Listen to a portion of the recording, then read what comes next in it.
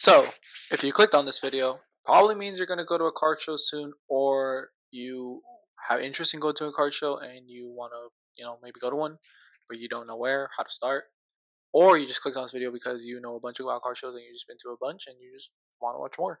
Um, so yeah, today I'm going to be explaining on how exactly to prepare for one. So if you're one of the people that have interest in going to a car show, but maybe you don't know where to start, first you will just want to look up car shows near me in like your location. Some bigger shows that maybe you're traveling to California or to New York, and you see these big shows like Collecticon or Front Row or other shows like that, or Card Party. You see them going to these areas, and maybe it's the same time you're going, so you could check it out once you're there, and there's nothing near you. Maybe if there's a local card store near you, you could talk to them and maybe having a trade night, or maybe they already have trade nights. Those are some ways that if you don't have card shows near you, that's another way. Let's get into tip number one. So tip number one, and I think this is probably the biggest tip, is make a wish list or make a list of cards that you really want. Because if you go in not knowing what you want, you might overspend, and you really want to budget with card shows, because if you overspend, obviously you don't want to spend more than you either want to or have to or can. I am actually going to Front Row Card Show in Seattle or in Tacoma next weekend. But when you're seeing this video, it's probably in a few days or it's already passed. But so I'm gonna write down a list of cards. You see right here, my number one card is gonna be Espeon SIR from Prismatic, since I'm an Espeon collector and I really want that card. And I'm gonna look at the market price right now, and I believe it's around 420, something like that. I'll probably put a picture right here of the exact market price and the exact everything. Um, but yeah, so I'm gonna keep that in mind and I'm gonna write it down, and then I'm gonna go to number two. Number two is I really want the legendary dogs Entei, Raikou, and Suicune from Crown Zenith. I preferably want them in tens, but if the budget doesn't allow, I'm gonna get them raw and just get them all together.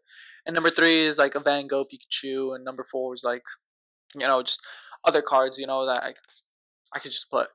And so what you really want to do is just look at the cards you really really want, so that once you go to the card show, or what you're looking for, that I'm looking for Espeon, I'm looking for a Van Gogh, I'm looking for so I'm not uh, wasting your time, but using your time more efficiently, because these card shows are really packed.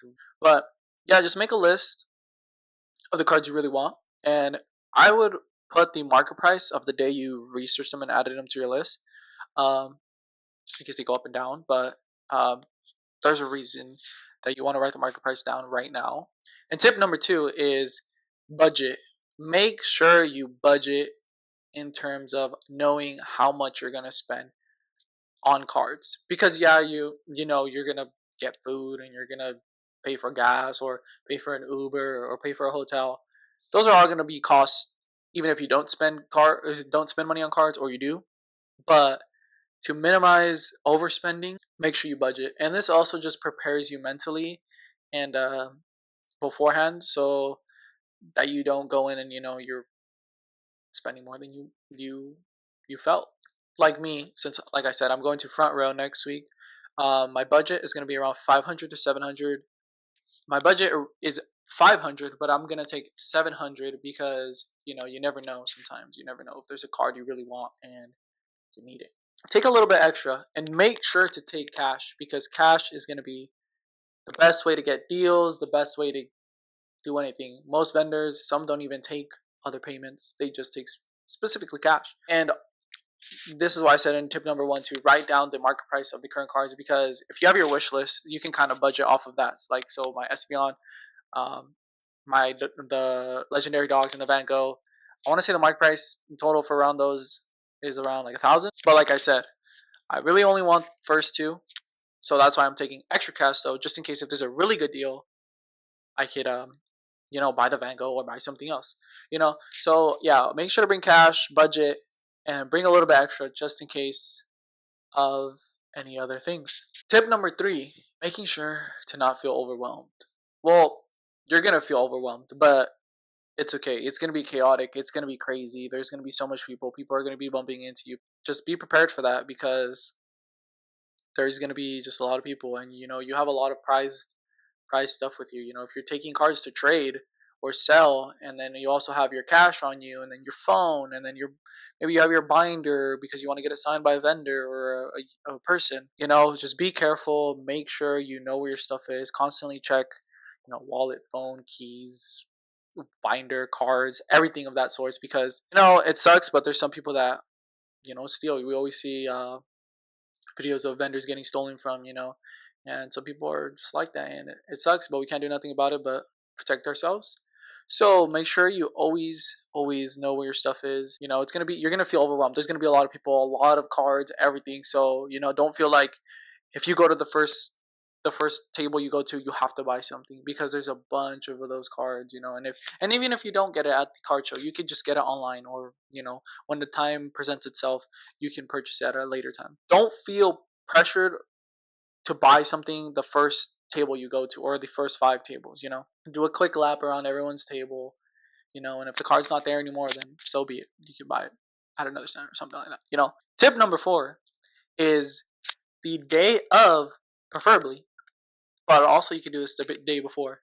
Write down the market price of cards you want and cards you're going to sell / trade. You want to do this so you have the most accurate price when it comes to the cards. This is why in tip number 1 I said write them the date, at the given date that you wrote them on, because the market's crazy right now. Prices change every other day, every day. Honestly, they fluctuate like crazy. So you want to have the most accurate prices, because if you're trading stuff, say you're trading a Pikachu SAR from Surging Sparks, and and you think in your head the market price is $500, and you trade it, and the vendor's like, okay, this is 380, I can give you 350 trade or 300 trade, and you're like, whoa, that's $500.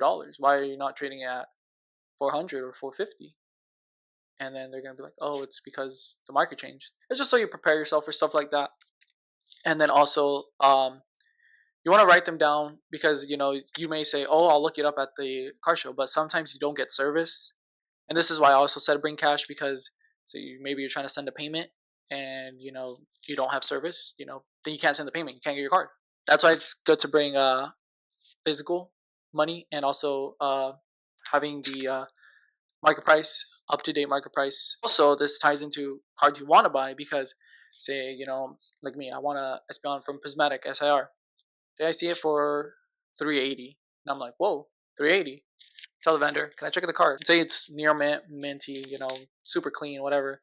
And I'm like, let's do it, done deal. And then I get a good deal. That's the reason why you want to have also the market price of the card you want, because yeah, you may think the vendor already has the market price up to date, but some vendors price things a week ago or 2 weeks ago, or they have other stuff to do. That's a way you could get better deals as well, and obviously with cash. So yeah, tip number 5 is gonna be, make sure to just have fun. You're there to have fun. You're there for the cards. You're there to spend time. If you're going with a group, you're going with your significant other, make sure to have fun. Don't just feel like you have to buy a bunch, you know, or feel like you have to buy anything. You really don't. You could just go and look at nice cards, or look at people's stuff and admire it. That's not an issue, and most vendors probably won't have an issue with that, because appreciate them and you're a nice person. They're gonna most likely be nice to you back. Those are just 5 tips that I think, if you're going to your first card show, or you're wanting to go to a card show, those are just 5 tips to keep in mind, so that when you go to a card show, you're prepared. Because it's always better to be prepared than not be prepared, because you're not prepared, and you may get not scammed, but you're gonna get the lesser end of the deal, or people might just take advantage of you, and that sucks. But most vendors are pretty nice; they'll help you out, So don't feel worried or dumb for asking a question to them. If you don't know the current market price of something, they'll help you out. Most of them will help you out. Be sure to like, subscribe, comment. Thank you for watching. My next video should be at the Front Row Card Show in Seattle. We'll see you guys in the next one. Peace.